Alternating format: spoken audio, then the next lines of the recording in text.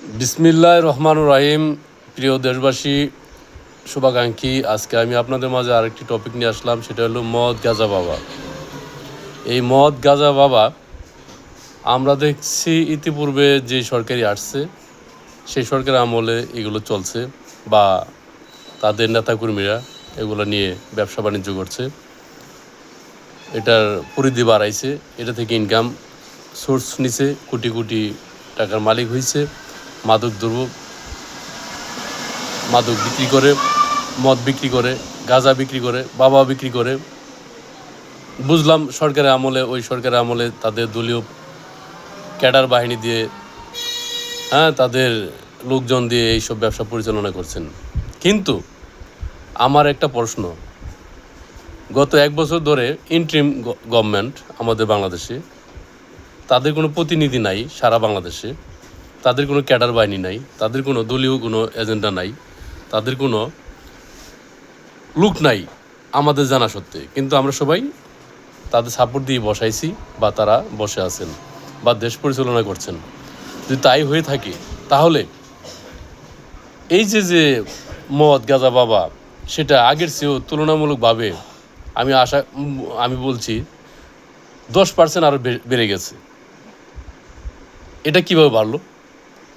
এটা বাড়ার মধ্যে কি ইন্টারিম গভর্নমেন্ট জড়িত? কেউ জড়িত? আর যদি ইন্টারিম গভর্নমেন্ট জড়িতই না থাকে, তাহলে এটা আসলো কই থেকে? কীভাবে আসে? কোথা থেকে আসে? পাড়া মহল্লার, এমনকি গ্রামের ছোট ছোট ছেলে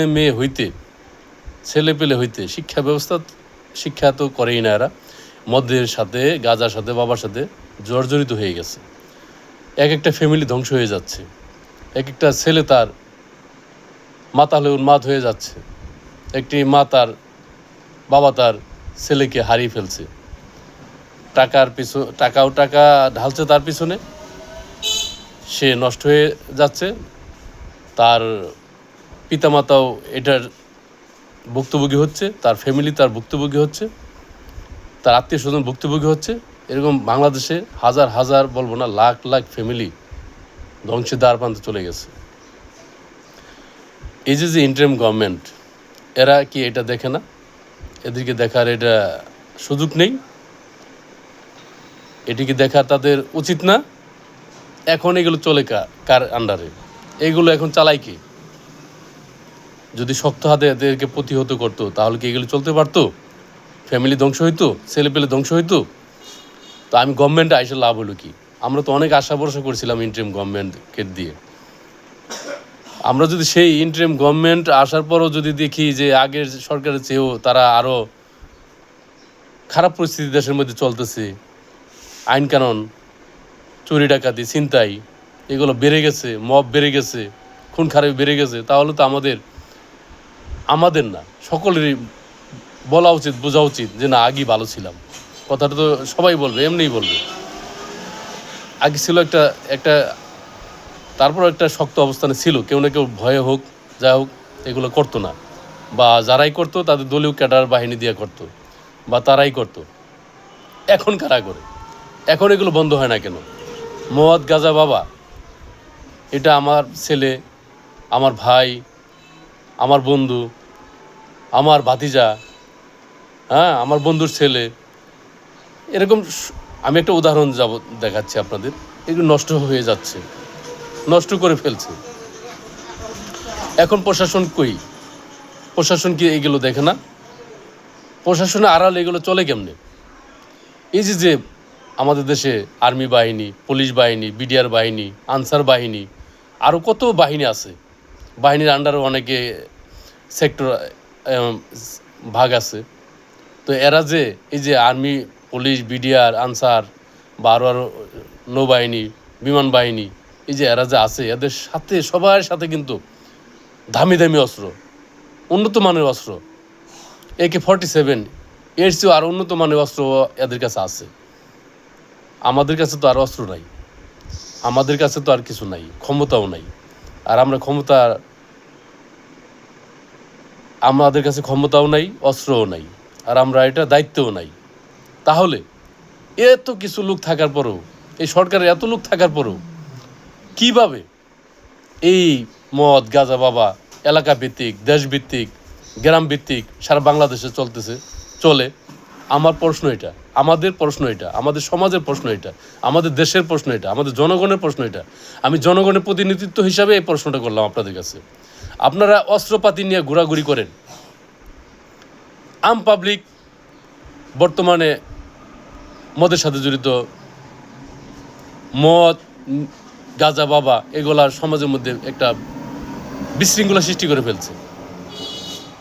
তাহলে আপনারা এই দেশের প্রশাসন কি কাজটাই করেন, কি কাজের জন্য আপনারা এই দায়িত্ব পালন করতেছেন, বা কি কাজ নিয়ে আপনারা আছেন? আপনারা যদি মদ, গাঁজা, বাবা এগুলি বন্ধ না করতে পারেন, দেশের ভালো কাজগুলি যদি ভালো না করতে পারেন, তাহলে দেশের জন্য কি করছেন আপনারা? আপনার বেতন কিভাবে নিচ্ছেন? পুরোটা বেতনই তো হারাম হয়ে যাচ্ছে। দায়িত্বে যারা আছেন তাদেরকে বলবো, যা করছেন, আগে পরে যা হয়েছে।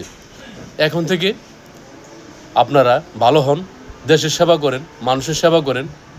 এতে জনগণ বাঁচবে, দেশের মানুষ বাঁচবে, দেশের ছেলেপেলেগুলি, যুব সমাজগুলি ধ্বংসের হাত থেকে রক্ষা পাবে। যদি এটা না করতে পারেন তাহলে আমি বলবো আপনারা ব্যর্থ। আপনাদের এই ব্যর্থতার ভার, দায় এই পৃথিবীতে যদিও না দেন, একদিন তো দিতে হবে, এখানেও দিতে হবে। আর যদিও না দেন, অন্তত পক্ষে পরকাল আপনাদের কাঠগড়ে দাঁড়াতে হবে।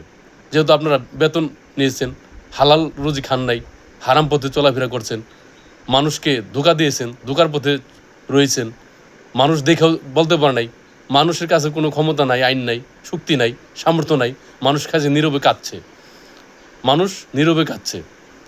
যারা এগুলো সারাবে, যারা এইগুলো প্রতিনিধিত্ব করবে, যারা এইগুলো বন্ধ করবে, তারাই যদি এগুলো পরিচালনা করে, তাহলে জনগণ, সাধারণ পাবলিক, সাধারণ মানুষ, এই নিম্ন আয়ের মানুষ, গরিব দুঃখী, এরা যাবে কোথায়? কার কাছে বিচারটা দিবে?